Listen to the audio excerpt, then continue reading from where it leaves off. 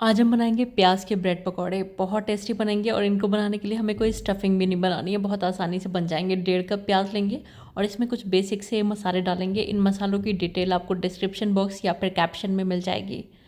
और इसी के साथ इसमें बेसन डाल देंगे, तो 1 कप और 1/4 कप इस रेसिपी में मैंने बेसन का इस्तेमाल किया है।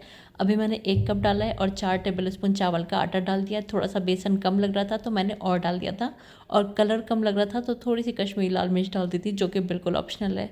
और साथ में इसमें हरे धनिया के पत्ते भी डाल देंगे और थोड़ा थोड़ा सा पानी डालकर इसका हमें एक बैटर तैयार कर लेना है।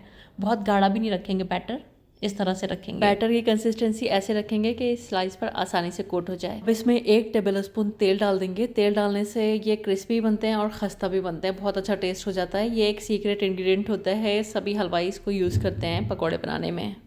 मैंने एक स्लाइस को 2 हिस्सों में काटा है, आप चाहें तो 4 हिस्सों में काट सकते हैं। और मीडियम हॉट तेल में इसको फ्राई कर लेंगे। 3 से 4 मिनट के लिए इसको फ्राई करेंगे, जिससे कि बेसन और प्याज खूब अच्छे से कुक हो जाएगी और ये अच्छे से गोल्डन और क्रिस्प हो जाएंगे। तेल का टेम्परेचर प्रॉपर हॉट होना चाहिए और मीडियम फ्लेम पर अच्छा सा कलर आ जाने तक इसको फ्राई कर लेंगे। और इस तरह से बहुत आसानी से बहुत ही मज़ेदार हमारे प्याज के ब्रेड पकौड़े बनकर तैयार हो गए हैं। अपने पसंद की चटनी या फिर टोमेटो केचप के साथ आप इसको सर्व कर लीजिए।